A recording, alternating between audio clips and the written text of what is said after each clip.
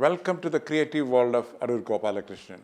Swayamvaram, translated as one's own choice from Malayalam, the 1972 first film of Adoor, begins with a best journey of its central characters. 50 years ago, it was a new journey for Adoor, the filmmaker, as well as Malayalam language films of Kerala, the province in southern Indian peninsula. A journey hailed by the world of meaningful films by many prestigious international and national honors.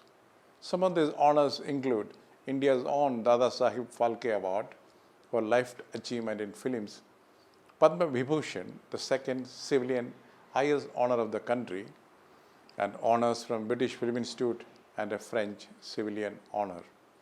No wonder a French film critic, Jean Michel Fordon, says Adoor's films not only proclaim his own achievement, but serves as a kind of anthem for the very nature of filmmaking at its best.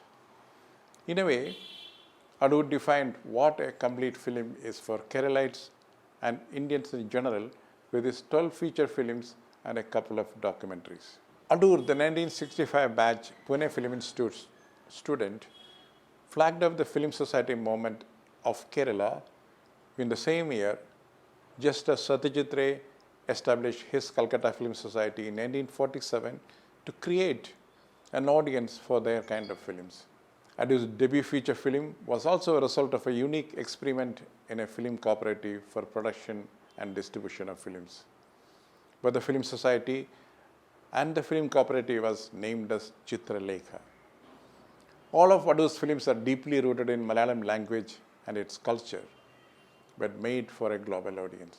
His material as a filmmaker remains deeply rooted and embedded with the people of Kerala. Their various struggles with changing realities of society, politics, psychology, concepts of life to human greed. In this series, we undertake a journey to the creative world of Adoor Gopalakrishnan, spanning half a century, and is acknowledged by the world of meaningful films. His last film, once again, Pinneyum, translated from Malayalam, was part of Masters section at Toronto Film Festival of Canada. He is among the few Indian filmmakers to be honored with retrospective of his films in the prestigious forums like Cinematheque at Paris, Lincoln Center at Smithsonian, USA, Munich Film Museum, Germany, not to forget his presence in numerous global and national film festivals. This 15-part series will see Adoor speaking on each of his films, his inspirations, concerns, issues which he raised through these films. We hope this series in English, hosted by me, and Malayalam, hosted by my friend Kane Shaji, will help all those interested in meaningful films understand Adoor as a filmmaker and a master better. Above all, Adoor, who taught Kerala and Indians in general how to look at a film as part of the collage of arts, explains how he integrated his vision of films with other arts over the years. And a big thanks to Adoor for agreeing to discuss each of his films with us. Happy watching. Welcome, Adoor.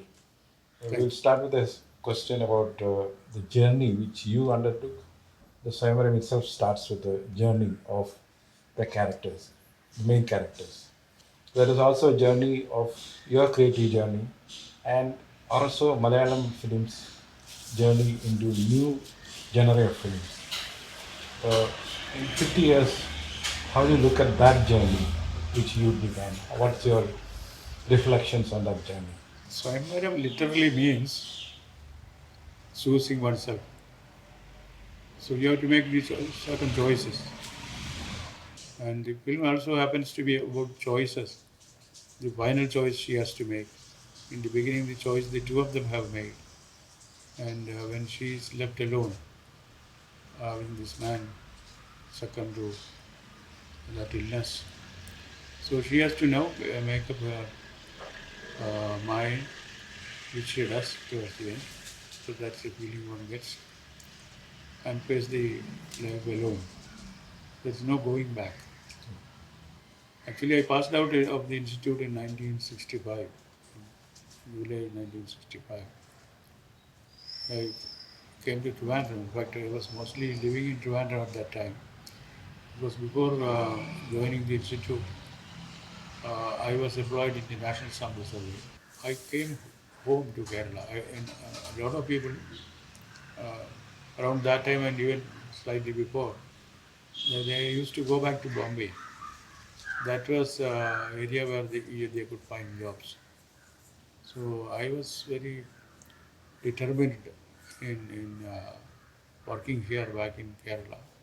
In the beginning, I thought as soon as I come back here, I will get connected to some producers in the field, and then it was very naive on my part to think that the producers will come forward to offer you a film to make.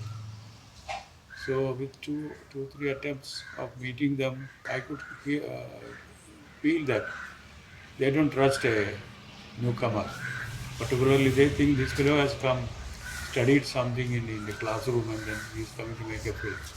Because there has been no precedence Yes. of people being trained for making films.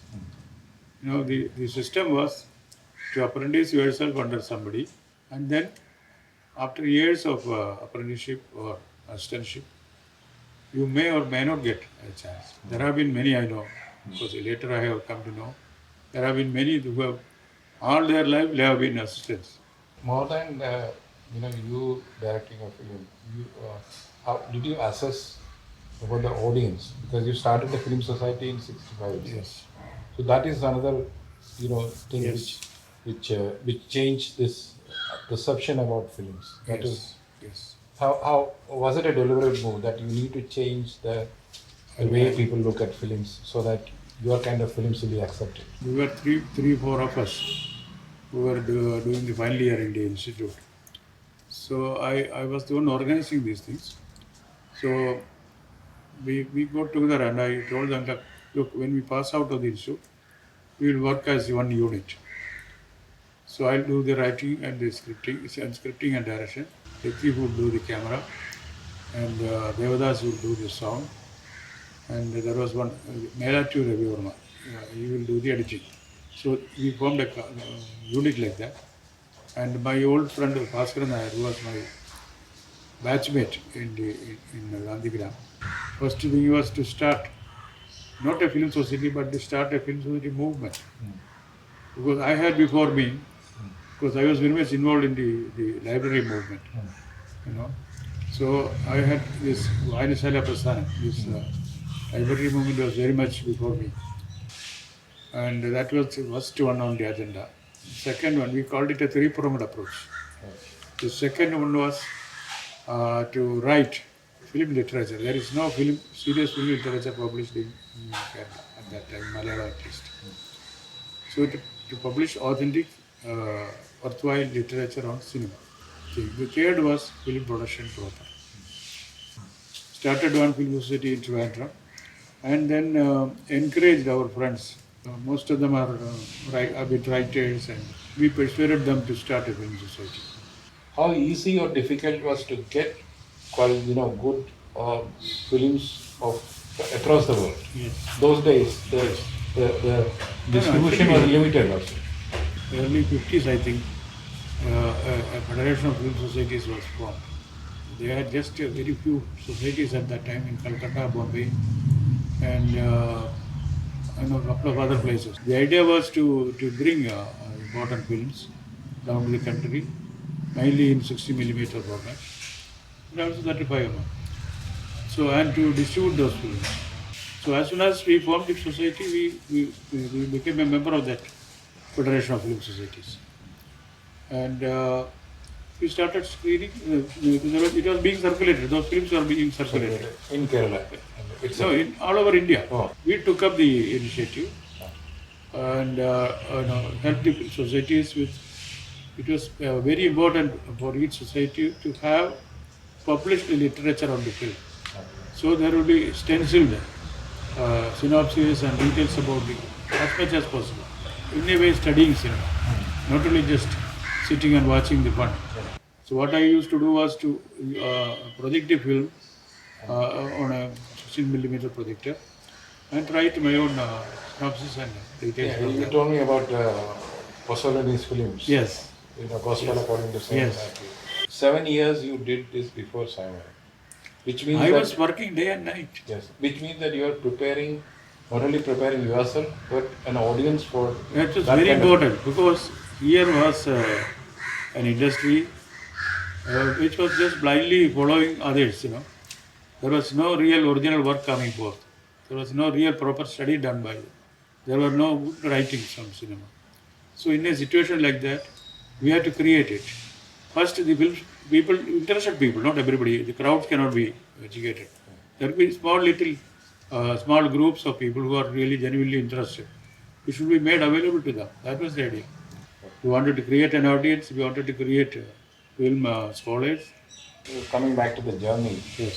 I'm told the people in the bus of Swayamvaram Yes. mostly was Chitralekha Film Society people. Yes, families also. Families also. Yes, whole trip was like that.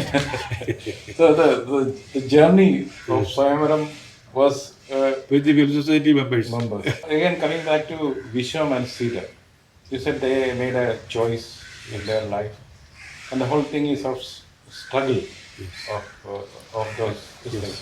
Because those days, India became independent 25 years. There's a time of struggle for everybody, for the country, for the society, for the people.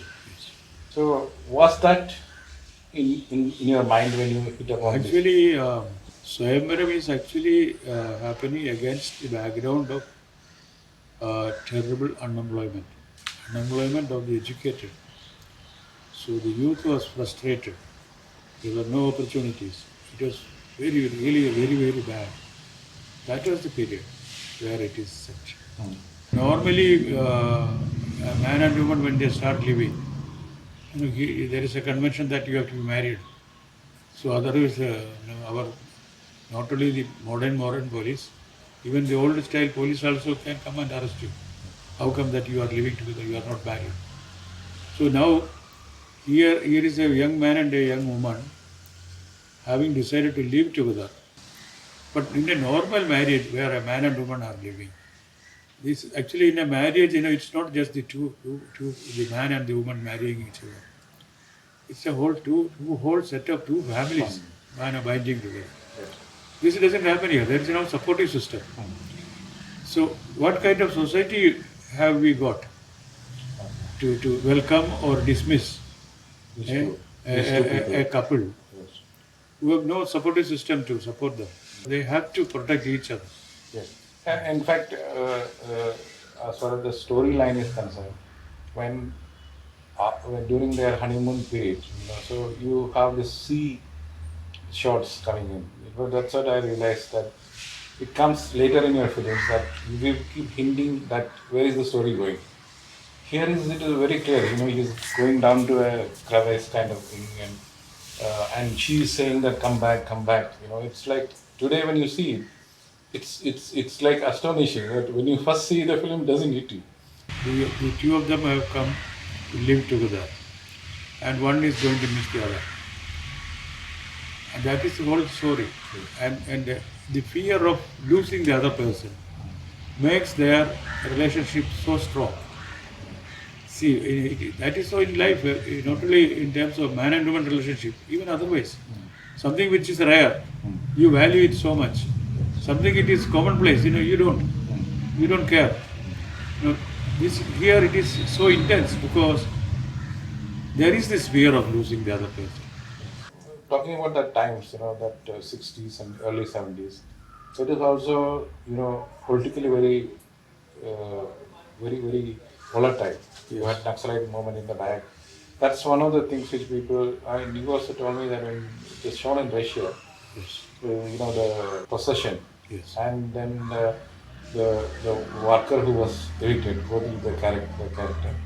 There was this feeling that you didn't want to get into that kind of politics. You limited yourself to the No, experience. actually, this film was an official entry from Moscow. It so happens this is the only Indian film which did not get a prize in Moscow. Okay. Normally, some organization will give you a prize. It need not necessarily be in the competition. Yeah.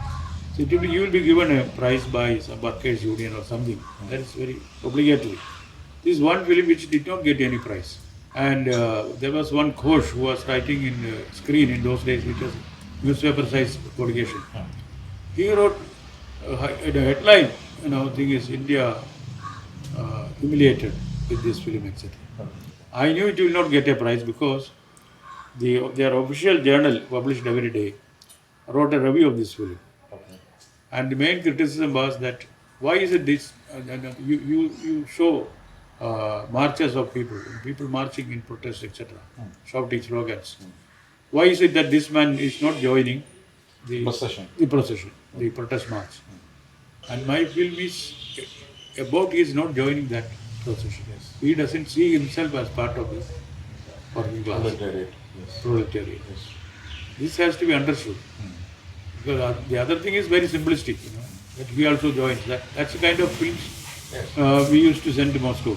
Yeah. No. Yes. No, this is in comparison to Yes. Aparajito, where Yes. the Apu goes to college. Yes. There is a scene where the slogans outside, I but, see. but Apu just looks at. He also almost like Vishnu. It's like, so it is not that you ignored that politically volatile Very much. It is situation. there, very much in the film. It's the film. Yes. Yeah. I was not avoiding it. Yes. But Visham didn't identify with the working class. So Actually, he did not belong to the working class. working class. Yes. The way he was looking after that accountant when he was ill, in fact, he stayed there. That also shows the Indians' humanness, humanity. It's very, very humane. This And there is a kind of a very strange situation where this old man who is very sickly and then he could have succumbed to his illness, but he survived. survived. The one who has been nursing him day and night, he gets the illness and then it's transferred to him, then he becomes the Yeah. victim. At the end of the day, it is the young couples struggle with reality. Yes, If you sum it up, yes, characters like Shankaran Gutti and Kodiyattam was inspired by, or in Elipatha and even a relative who was like that. Was Visham and Sita was also somebody whom you inspired, or was it? it must be myself. Which means you are taking a journey of yours. I say, there's no doubt about it. Because Swayamvaram for me was a choice that I was making about what I wanted to do. I could have, with the technology well learned, I could be making money. So I have chosen a path Which is where the life is very difficult. Life has been very difficult. It has not been and easy. it's a lifelong struggle. Yes, yes. So Swayamvaram, the name says one's own choice. It is Adoor's own choice to be Yes. what he is, Yes. and the career will be, and what his vision of film will be also. Yes, exactly. You are also rooted in theatre and literature. So part of library and reading was a passion those days. So how important is that kind of orientation to take this journey? Ever since I started reading Malayalam, I used to read Malayalam only Malayalam in my school days and also up to intermediate. I used to read only Malayalam, otherwise only textbooks. English is read only as textbooks. But actual reading of things in my English started only when I joined Gandhigram, where it was a residential institution. And I started reading English only there. In fact, I actually started understanding and appreciating English after reading books. People ask me, people ask me, because I don't make a film that too very often. But also, what do you do? So they don't believe it when I say I just read. Accumulating. And once in a while I write. The making of Swayamvaram. In fact, you told me that your cinematographer, Ravivarma, wrote an article, Swayamvaram Sunu. Hear Swayamvaram. That's, hearing now, now digital sound, nobody notices it. But that time, it was like, you had to make extra effort to make all that ambient sound. There was a reason why you said that. Before Swayamvaram, our cinema had not known what is sound effects. The sound meant only music and the dialogue, nothing more than that. If somebody opens a car, the door of a car and shuts it, it may be there. But other than that, there are no other sounds. Whereas we live with so many sounds in real life, and they have some impact on the life you are living. You take it, you talk in very common terms about chirping of the birds, but the birds chirp differently in morning, at noon, and in the evening. After the sunset, also they start chirping, but they are all very different sounds. So we can make use of it. Coming to Swayamvaram, that C sequences. Yes. I think initially the sound, then it's gets into rough C's. Yes. The sound, everything. As you said that. Yes. You are telling the story in a different way. Yes. It also says the middle class idea about what is good life, Yes. what is romantic life, Yes. etc. There are parodies of that in the beginning. But there also there is this internal connection with, of the tragic end of a sequence. Yes. That is worked into it. Yes. It's worked like that whole sequence. In fact, I like the way you bring in that initial days, when that bhajana kind of thing happens, and That he again, does that. there again, Yes. I equate sex with bhakti. Yes. That is very, very beautifully done. Yes. Just the hand and nothing else. Yes. So by the time I made Swayamvaram, I was fully equipped. I knew what I was doing. Yes. It was not by chance. Yes. I think more importantly, it's Adoor's choice for a different creative experience and creative filmmaking, and also Malayalam films, because so far nobody has done such an effort and sustained it, and also excelled from where Swayamvaram began into later films, which are Elipatayam to Anandaram to Pinnayam.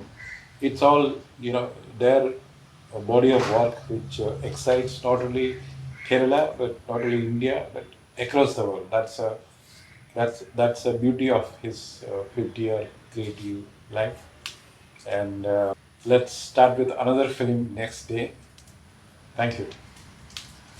Swayamvaram is not just about lead characters' own choices, but also it is on Adoor's own choice for a unique journey in films.